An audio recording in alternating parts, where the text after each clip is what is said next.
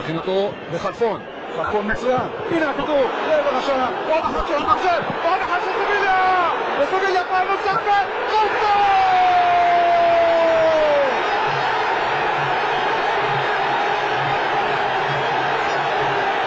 רוסו מוריד את החולצה, מאיר לוי מסתכל עליו ועושה שיקול האם לתת לרוסו צהוב אחרי שהוא כובש את השער הראשון שלו בליגה במדי בית"ר ירושלים.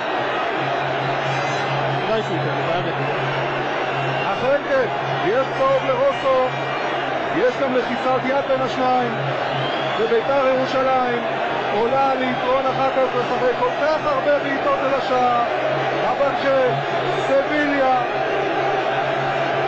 סביליה מנסה שוב, ורוסו מקבל את הכדור 5 מטר מהשער וכובש.